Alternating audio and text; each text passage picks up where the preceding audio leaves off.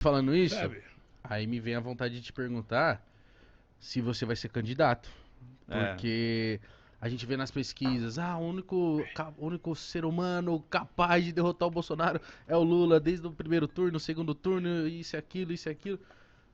A sua indignação vai fazer o senhor ser candidato? Olha, eu tenho que tomar uma decisão até março. Porque, veja, eu tenho que pensar muito. Eu já fui presidente.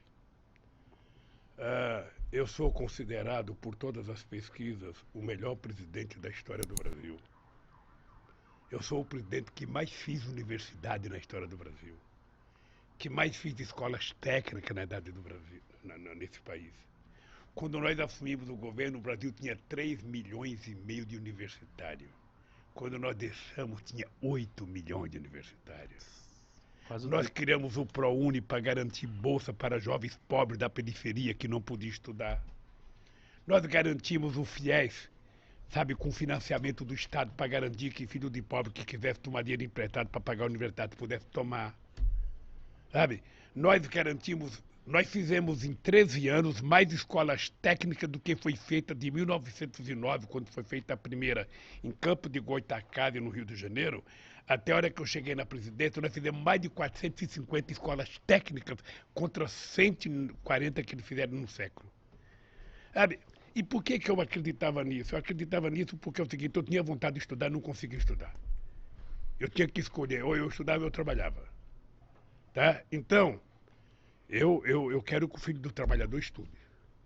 Todo mundo nesse país tem o direito de ter a mesma oportunidade. Eu não sei se você vai ser melhor do que o Igão, ou se ele vai ser Nunca. melhor do que você, Mitico. Também nunca. O que eu melhor quero que é garantir que vocês dois tenham a mesma oportunidade. Aí, para ter oportunidade, você tem que comer. Quem come vira inteligente. Quem come vira bonito. Obrigado. Sabe? Então, mas é verdade. Igão, A então tá fome, lindão. a fome é feia. Sim. Sabe? Então, veja, então eu fico pensando, eu só tenho uma razão para votar. É fazer esse povo outra vez voltar a comer. Eu tenho uma obsessão. Eu fui comer pão pela primeira vez com 7 anos de idade. Caralho. Tá? O meu café de manhã era uma cuia de farinha de mandioca com café preto. Tá? Pão era quando estava doente. Então, eu levava marmita quando eu trabalhava na Vilares, às vezes não tinha nem um ovo para colocar dentro, era só feijão e arroz. Eu tinha que comer na fábrica escondendo para ninguém ver que eu não tinha mistura. Então, só tem sentido eu votar se eu garantir que esse povo volta a comer todo dia. Todo mundo tem que tomar café, almoçar e jantar todo dia. Não dá para você fazer diferente. Todo filho de trabalhador da periferia tem direito de disputar uma vaga na universidade. Acabar com essa mentalidade escravocrata. São 350 anos de escravidão que ainda permanece na cabeça das pessoas. O ódio porque o pobre tem ascensão. O ódio porque o pobre vai para o centro de São Paulo, vai para o Ibirapuera. Sabe? O pobre não pode andar de avião. É preciso acabar com essa imbecilidade. O pobre é gente. Não O pode ir pra pobre é um ser Disney. humano. E ele tem o direito de ter o que ele quiser, de ter ascensão. Sabe? O pobre pode comer camarão? Hein? Pode e deve. Até porque é ele que pega. É ele que pega o camarão, é ele que constrói o carro, é ele que faz a roupa que você está vestindo, sabe? Então ele tem direito de ter as coisas que ele produz, pô. E não é difícil. Posso dizer para vocês, pela fé que eu tenho em Deus, não é difícil. Mas, Lula, como que tá você, sua equipe, o PT em relação a isso? Porque a gente, meros mortais, a gente tá olhando o governo agora, tá tipo, mano, o que tá acontecendo, sabe? Aconteceu o Covid e as vacinações. Só um milagre.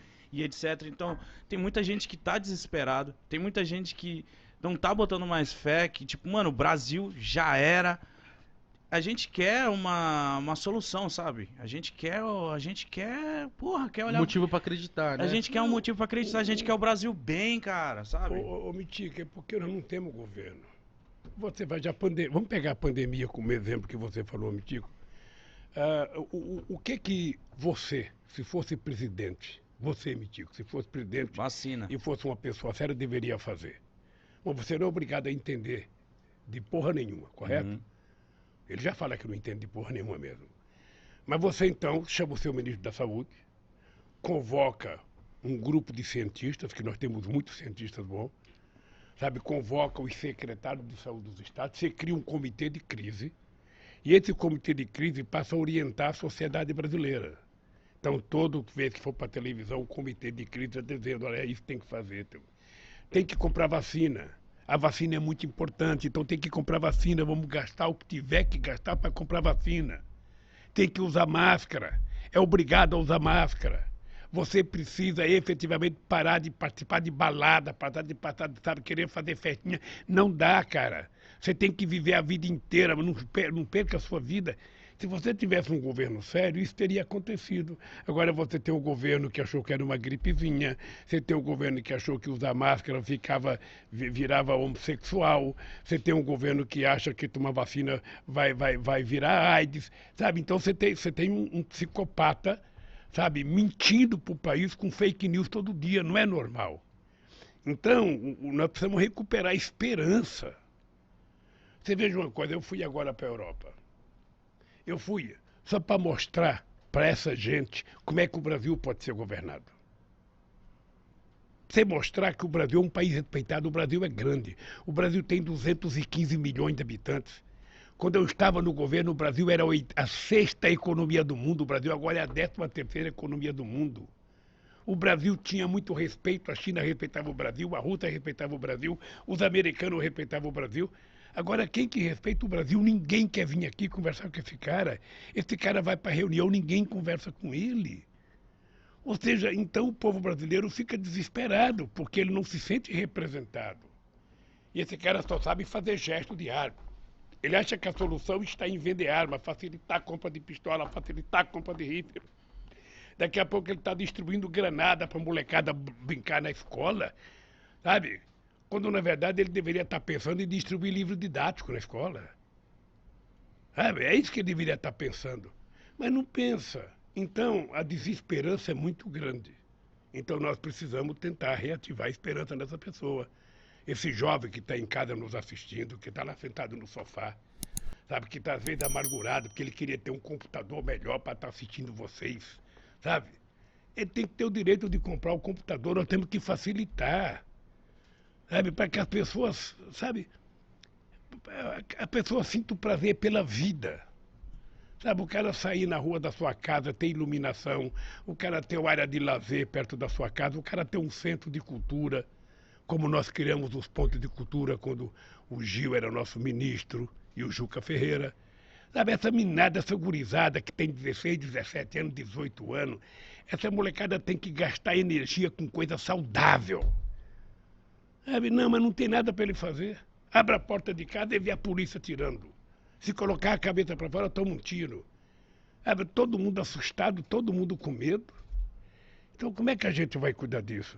Sabe, é o seguinte, é através da política. As pessoas que estão assistindo a gente, tem que ser através da política. Se você não gosta dos partidos que estão aí, cria um outro. Se você não acredita em nenhum político, seja você, porra, se candidato. Coloque seu pai para se candidatar. Mas mude a história desse país, não pode ficar assim. Faz 500 anos que a gente está assim. Veja, por que eu tenho orgulho? Eu tenho orgulho porque, veja, eu sou o único presidente da história desse país que não tem o diploma universitário. E por que eu fui o que fiz mais universidade? Por que nós colocamos mais jovens na universidade? Por que nós fizemos mais escolas técnicas? Sabe por quê? Porque a gente não tem que governar para a gente tem que governar para os outros. Por que a Petrobras está vendendo a gasolina a R$8 o litro da gasolina? Por quê? Quando nós somos autossuficientes. Por que a gasolina está tão Sabe? alta? Porque Lula? o Brasil não tem governo. Porque não tem governo. Sabe por quê? Porque nós vamos pagar este ano 65 bilhões de dólares de dividendos. Sabe o que é? Repartir, tirar do lucro da Petrobras para pagar para os acionistas minoritários. Quando, na verdade, a gente deveria estar distribuindo uma parte desse para o povo brasileiro, baixando o preço do gás, o preço do óleo diesel, o preço da gasolina. Esses caras falam, não, mas é porque o governo do Lula roubou a Petrobras. Vocês são jovens, vocês têm que pegar a imprensa de dezembro de 2010. Não está muito longe. Eu vou dizer para vocês o que aconteceu.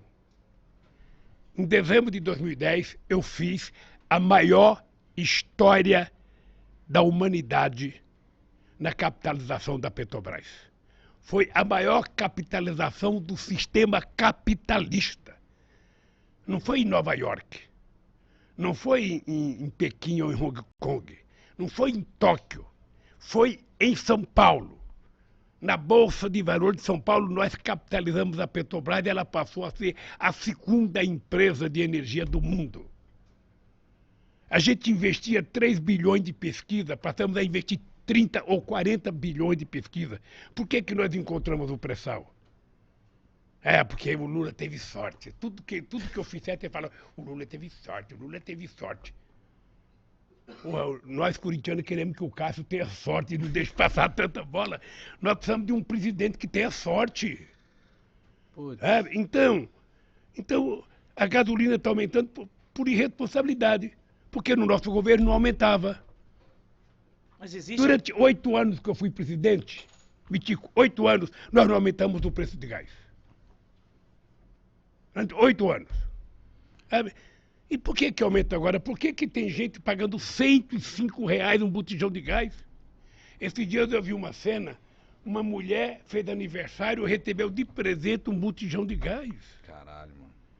Porque esse país não precisa disso. Eu falo para vocês, olha, com a crença que eu tenho em Deus. Esse país não precisa disso. Esse país se distribui um pouquinho pro pobre, sabe?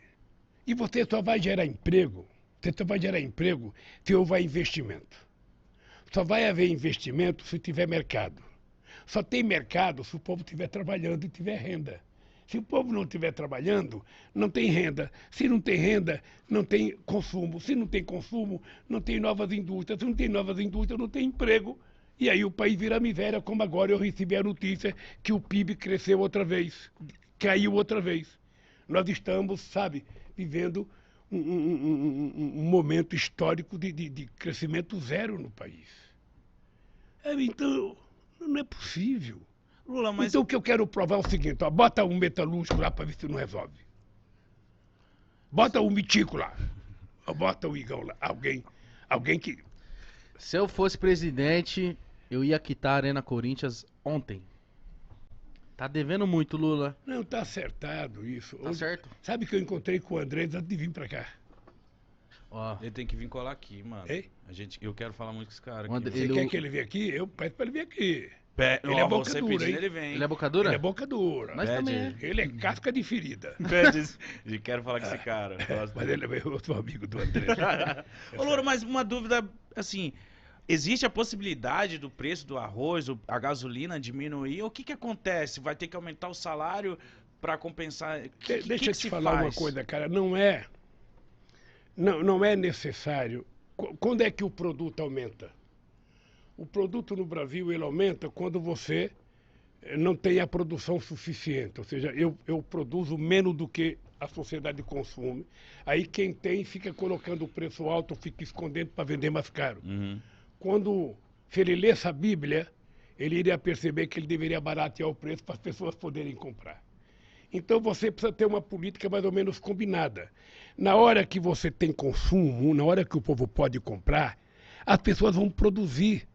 Eu fui agora para um debate com um empresário espanhol e um cara começou a falar de mercado, porque política tributária, porque política... Eu falei, ó, eu vou dizer uma coisa para você. Eu fui presidente 8 anos. Quando eu cheguei na presidência da República, a inflação estava 12 e o desemprego dava 12. Tá? Em 2014, quando a Dilma deixou o governo, o desemprego estava 4,7%, o menor da história do Brasil. Eu aumentei o salário mínimo 74%. a dívida pública que eles falam tanto, você ainda ouviu falar, porque a dívida é pública, a dívida, você já cansou de falar isso. A dívida pública, quando eu cheguei na presidência, era 60% do PIB. Nós deixamos 34%. Caiu pela metade a dívida pública. Nós devíamos 30 bilhões para o FMI. Pagamos 30 bilhões e ainda emprestei 15 bilhões para eles. Tá? E mais ainda, Dinheiro, hein? deixamos 370 bilhões de dólares de reserva no Banco Central. 370 bilhões de dólares. O Brasil nunca tinha visto isso na sua vida. Sabe o que significa 370 bilhões? Você dá garantia para quem quiser investir aqui, para quem quiser vender, nós temos como pagar. Quem é que fez isso? Foi o Partido dos Trabalhadores. Quem é que fez isso? Foi um governo que tinha um metalúrgico presidindo. Não foi economista, não foi banqueiro, não foi fazendeiro, não foi não. Foi um metalúrgico. Uma vez eu fui para a Índia, ainda tinha 100 bilhões de reservas. Ainda tem 1 bilhão e 300 milhões de habitantes. Aí eu falei, porra, por que o Brasil não pode ter uma reservazinha? Aí cheguei aqui, Meirelles, e vamos comprar dólar e vamos... Aí fiquei chique, bicho, cara respeitado no mundo. Tá? O Obama é seu parça? O Brasil era muito respeitado no mundo. O Brasil era... Eu tenho orgulho disso. Eu tenho orgulho porque eu fui tratado com muito respeito por Tony Blair. Eu fui tratado muito com respeito pela Angela Merkel, pelo Chirac, pelo Sarkozy, pelo Bush, pelo Obama, pelo Rujital, pelo Jinping, pelo Putin, pelo Medvedev. Ou seja, todo mundo gostava do Brasil.